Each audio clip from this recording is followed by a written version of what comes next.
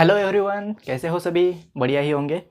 स्वागत है आप सभी का आपके favourite channel economics my passion में। इस वीडियो पे आगे बढ़ने से पहले आपसे रिक्वेस्ट है, जो हमारा चैनल है उसको सब्सक्राइब कीजिए, लाइक बटन को हिट कीजिए और जो बेल आइकॉन है उसको भी प्रेस कीजिए ताकि आपको आने वाले सारे लेक्चर्स, सारे वीडियोज़ आपको मिल जाएंगे। तो स्वागत है आप सभी का। आज का जो हमारा वीडियो है, उस वीडियो में हम जो हमारा गवर्नमेंट है, उस गवर्नमेंट ने जो कोरोना की महामारी है उससे निपटने के लिए जो 20 लाख करोड़ का पैकेज अनाउंस किया है, उस पैकेज के बारे में आज हम डिस्कशन करने वाले हैं। इस लेक्चर पर जाने से पहले मैं कुछ चीज़ें हैं जो आपको बताना चाहूँगा। जो हमारा पूरी दुनिया है, वो पूरी दुनिया इस समय एक महामारी से लड़ रही है, जिसका नाम कोरोना है। जो चाइना से वायरस आया, उस चाइना के वायरस ने पूरी दुनिया को आज एक तरह से घर में लॉक कर दिया है और उस लॉक के पीरियड में बहुत सारी समस्याएं खड़ी हो चुकी हैं। हेल्थ की तो समस्या है ही, उसके साथ साथ इकोनॉमी की भी बहुत सारी समस्याएं हमारे सामने आके खड़ी हुई हैं। और उस समस्याओं से निपटने के लिए वो समस्या कौन सी है? अनएम्प्लॉयमेंट की समस्या है।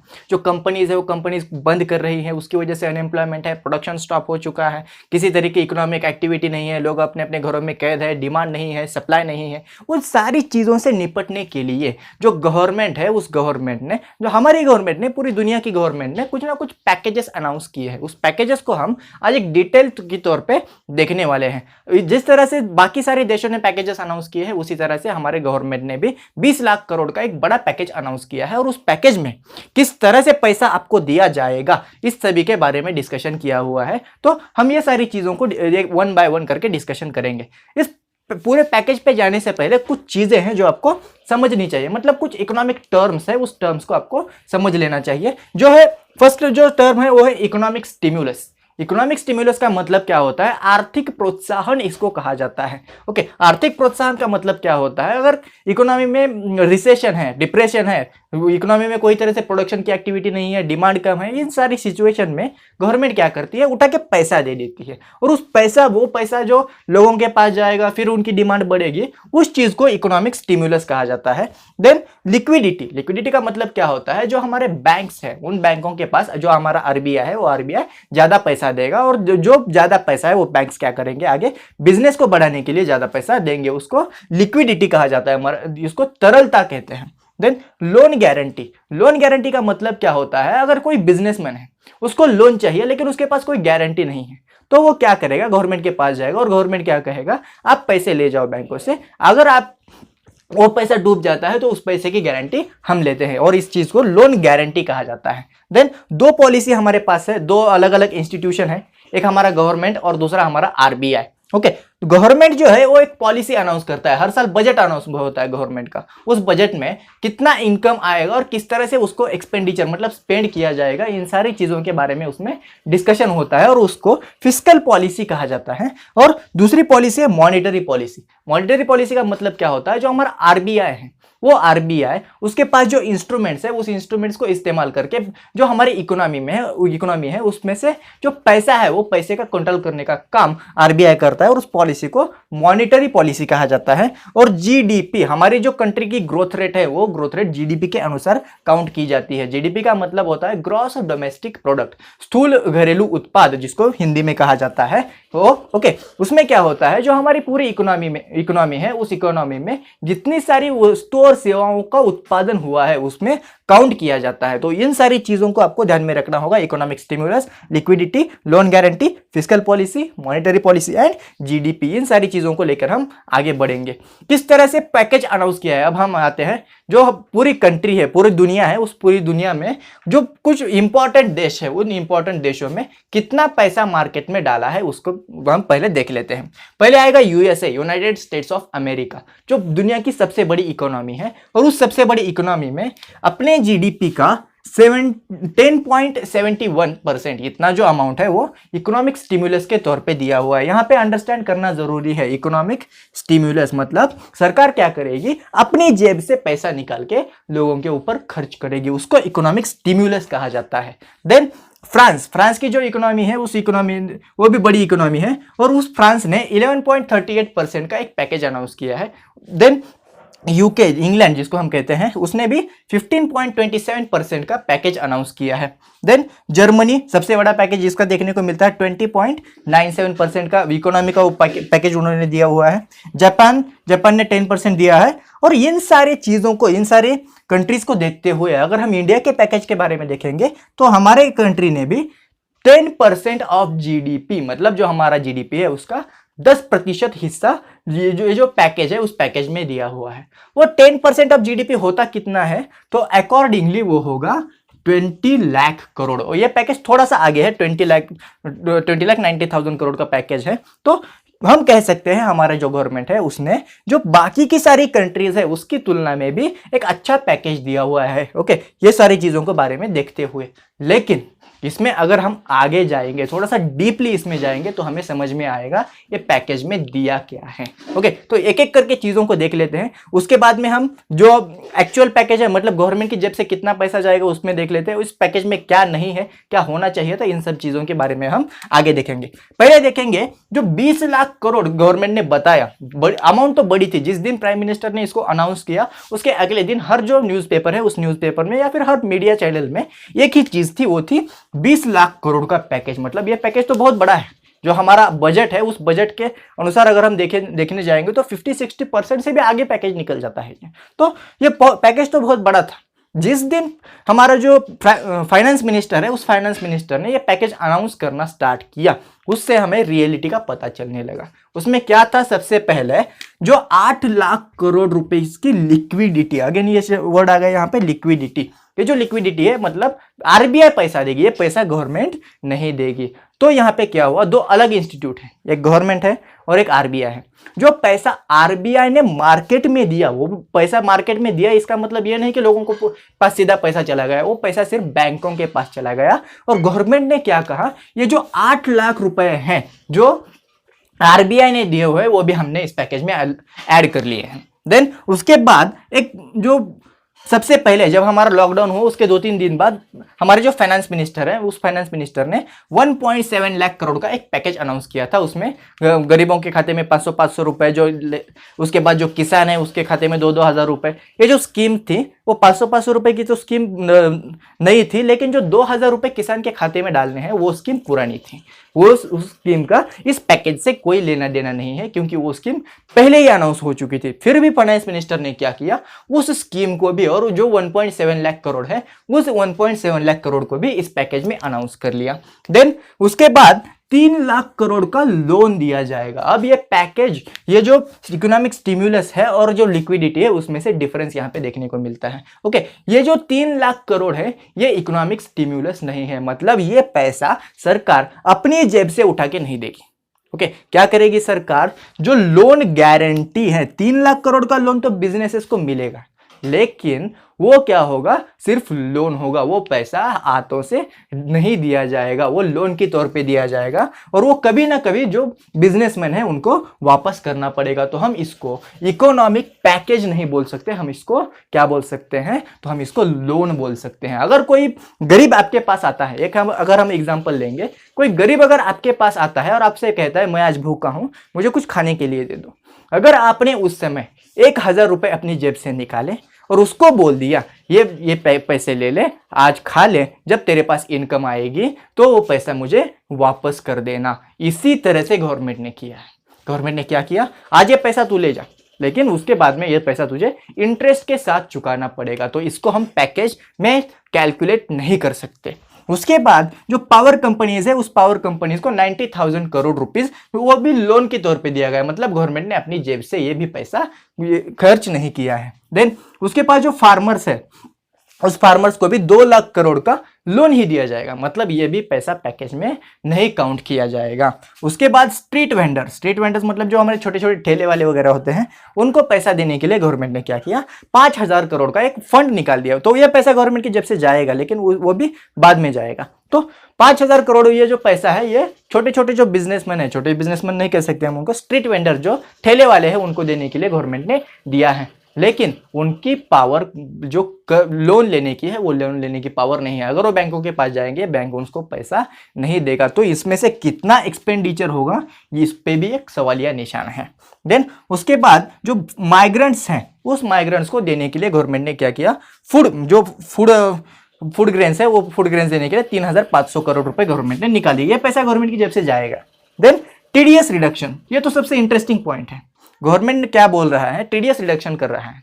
जो टीडीएस का मतलब क्या होता है, जो हमारी इनकम है उस इनकम में से जो गवर्नमेंट को टैक्स दिया जाता है वो पहले काट लिया जाता है, और उस टीडीएस को जो गवर्नमेंट है उसने क्या किया, कुछ उसके परसेंटेज घटा दिए, और वो पैसा कितना बच रहा है, 9,250 करोड़ रुपीस। लेकिन ये पैसा गवर्नमेंट की जेब से नहीं जाएगा, तो ये पैसा किसकी जेब से जाएगा, आप ही की जेब से जाएगा। जो टैक्स भरते हैं, जिनका टीडीएस डिडक्शन होता है, आप ही की जेब से ये पैसा आएगा। ओके, तो ये पैसा कहीं पे गवर्नमेंट को जाने वाला था, लेकिन वो पैसा नहीं जाएगा, आप ही की जेब में वो पैसा रहेगा। तो बेसिकली ये पैसा गवर्नमेंट का नहीं है, ये आप ही का पैसा है जो आप ही की जेब में रहेगा। और फिर भी गवर्नमेंट क्या कर रहा है, इसको ये इस पैकेज में काउंट कर रहा है। उसके बाद जो नरेगा है, नेशनल रोजगार एम्प्लॉयमेंट गारंटी एक्ट जो है, उसके अनुसार गवर्नमेंट ने क्या किया, 40,000 करोड़ रुपीस देने का फैसला किया। ये पैसा गवर्नमेंट की जेब से जाएगा और उससे कुछ ना कुछ एम्प्लॉयमेंट जनरेशन तो होगा। तो ये एक अच्छी स्कीम है।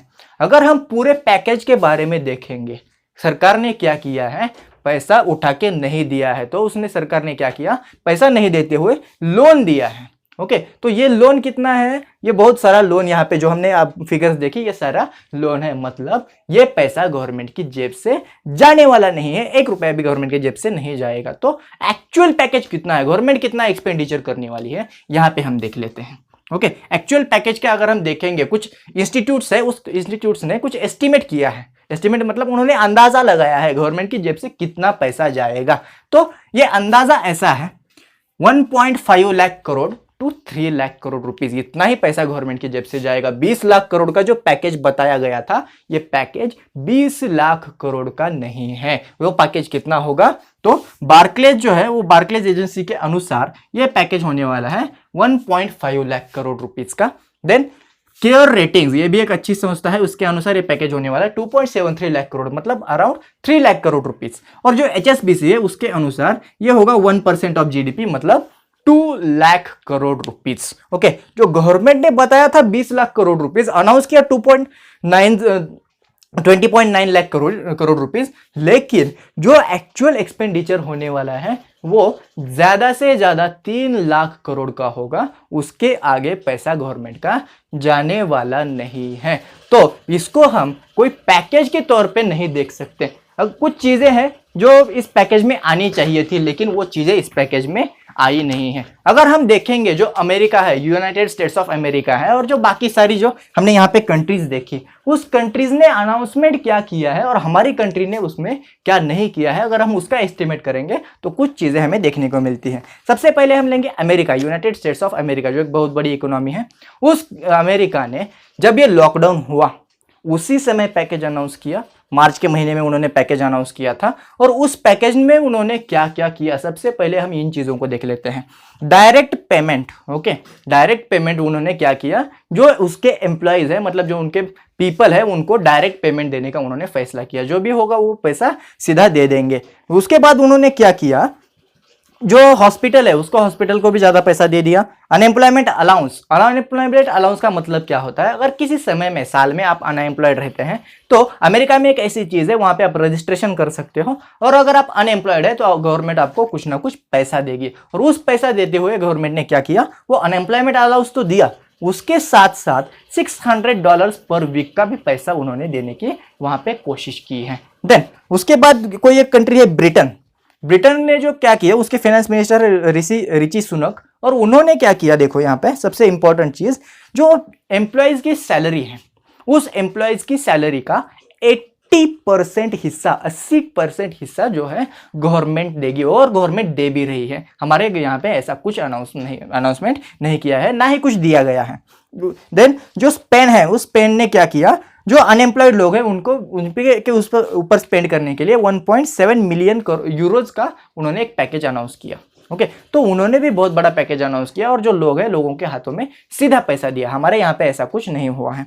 देन स्विट्जरलैंड हो, न्यूजीलैंड हो, उन्होंने क्या किया, सैलरी सब्सिडी दे दी। और सबसे बड़ी सैलरी सब्सिडी किसने दी है, तो नेदरलैंड ने यहाँ पे सबसे बड़ी सैलरी सब्सिडी दी हुई देखने को मिलती है। 90% ऑफ दिस सैलरी का जो 90% हिस्सा है वो गवर्नमेंट देगी। हमारे यहाँ पे ऐसा कुछ फिलहाल तो नहीं हुआ है। तो इन सारी चीजों को देखते हुए हम इस पैकेज का अगर एनालिसिस करना चाहेंगे, तो इसमें घोषणाएं तो बहुत बड़ी है। ये जो सारी चीजें हैं, इसके अलावा गवर्नमेंट ने और कुछ घोषणाएं की है। वो क्या है, अगर हम देखेंगे तो प्राइवेटाइजेशन।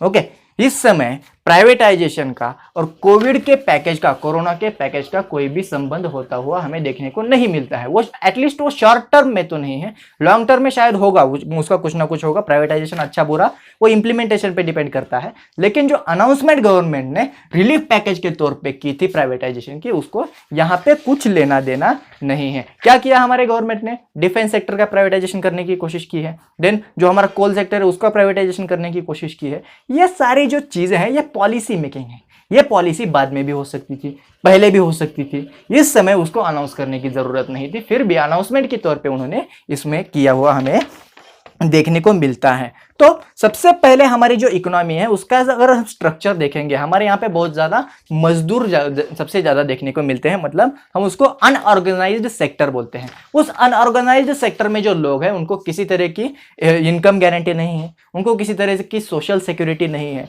तो पैकेज देते समय क्या करना चाहिए था गवर्नमेंट को? ये जो सारे लोग हैं इन सारे लोगों को पैसा सीधा उनके अकाउंट में या फिर उनके हाथों में देने की कुछ ना कुछ कोशिश करनी चाहिए थी, जो बाकी कंट्रीज ने किया, लेकिन हमारी कंट्री ने ऐसा कुछ भी किया हुआ हमें देखने को नहीं मिलता है। हमने क्या किया? सप्लाई साइड पे फोकस किया। सप्लाई साइड पे फोकस करना मतलब क्या है? बिजनेसमैन को पैसा दो, उनके बिजनेस खड़े करो, ये सारी चीजें हैं जो सप्लाई साइड पे फोकस करती हैं। लेकिन सप्लाई तभी होगी जब डिमांड होगा, और डिमांड बढ़ाने के लिए क्या करना पड़ेगा? पैसा सीधे लोगों के हाथों में हमें देना पड़ेगा। लेकिन गवर्नमेंट ने ऐसा कुछ भी किया हुआ हमें देखने को नहीं मिलता है। हमारा जो फोकस है वो सप्लाई साइड पे है, जो डिमांड साइड पे होना चाहिए था। जो मिडिल क्लास है, जो सैलरीड पीपल है, उनके लिए तो इसमें कुछ भी नहीं है। जिन लोगों की अभी जॉब चली गई उनके बारे में गवर्नमेंट ने किसी तरह का सोचा नहीं है। अनएम्प्लॉयमेंट का इसमें किसी तरह का उल्लेख हमें देखने को नहीं मिलता है। गवर्नमेंट जो है गवर्नमेंट क्या करेगी? पैसा बिजनेसमैन को दोगी, वो बिजनेसमैन बिजनेस कब लगाएंगे, वहां पे जॉब जनरेशन कब होगा, उनका इनकम, लोगों का इनकम कब बढ़ेगा, ये सारी चीजें फिलहाल तो इसमें कोई भी मैटर नहीं करती है। वो लॉन्ग टर्म के लिए चीजें हैं। शॉर्ट टर्म के लिए हमें कुछ ना कुछ ऐसा अनाउंसमेंट करना चाहिए था जो गवर्नमेंट ने नहीं किया है। इमीडिएट रिलीफ जिसको कहते हैं, वो उसके लिए गवर्नमेंट ने कुछ भी किया हुआ हमें देखने को नहीं मिलता है। स्पेस सेक्टर हो, पावर सेक्टर हो, इसको प्राइवेटाइजेशन करना है, ये चीजें आने वाले समय में चलती रहेगी। इसमें यहाँ पे लेने की कोई भी जरूरत नहीं थी। और ये जो सारी अनाउंसमेंट्स गवर्नमेंट ने की है वो सारी चीजें जॉब जनरेशन में शॉर्ट टर्म में तो नहीं जाएगी। अगर जाएगी भी तो बहुत कम जॉब जनरेशन होगा, क्योंकि जो मजदूर माइग्रेंट लेबर है जो ट्रांसफर हो चुका है, मतलब जो जहाँ पे काम था वहां से अपने घर को जा चुका है, वो इजीली यहाँ पे नहीं आएगा। हम बहुत बुरी चीज़ों में, बुरी हालत में उन लोगों को देख रहे हैं। जो रास्ता, जो रोड उन्होंने बनाया था अपनी मेहनत से, उसी रोड पे उन्हें क्या करना पड़ रहा है? पैदल, बिना किसी चप्पल वगैरह के, शूज के, उन्हें वहां से गुजरना पड़ रहा है, अपने घर पे जाना पड़ रहा है। तो उन लोगों के बारे में गवर्नमेंट ने कुछ ना कुछ सोचना चाहिए था। नरेगा का 40,000 करोड़ का अनाउंसमेंट किया है, लेकिन उसमें भी थोड़ा सा समय लगेगा। तो इमीडिएट रिलीफ के लिए गवर्नमेंट ने क्या करना चाहिए था? लोगों के हाथों में पैसा किस तरह से जाए, डिमांड किस तरह से बढ़े। जब डिमांड बढ़ेगी तब बिजनेस इंस्टॉल होंगे, जब बिजनेस इंस्टॉल होंगे जॉब क्रिएशन होगा, जॉब क्रिएशन होगा फिर से इनकम बढ़ेगी, फिर से डिमांड बढ़ेगी। इस तरह से गवर्नमेंट को सोचना चाहिए था। उस तरह से गवर्नमेंट ने इसमें सोचा हुआ हमें देखने को नहीं मिलता है। अगर हम पैकेज का कंक्लूजन करने जाएंगे तो बड़ी बड़ी अनाउंसमेंट्स हैं, लेकिन इसमें कुछ ज़्यादा हमें देखने को नहीं मिलता है। लोगों को हाथ में कुछ ज़्यादा फिलहाल तो नहीं आएगा। जो भी जाएगा बिजनेसमैन के हाथों में जाएगा, और वो भी कम ही जाएगा, उनको भी कुछ ज़्यादा चीज़ें करने की वहाँ पे फुर्सत नहीं मिलेगी। ये जो पैकेज है, इस पैकेज में ज़्यादा से ज़्यादा 2 से 3 लाख करोड़ गवर्नमेंट खर्च करेगी, 20 लाख करोड़ का इसमें जैसा कुछ नहीं है। तो इस तरह से गवर्नमेंट का पैकेज का एनालिसिस हम कर सकते हैं। धन्यवाद, जय हिंद। और अगर वीडियो पसंद आए तो चैनल को लाइक कीजिए, और आगे आने वाली वीडियो को सबको देखने के लिए उसको सब्सक्राइब भी कीजिएगा। धन्यवाद, जय हिंद।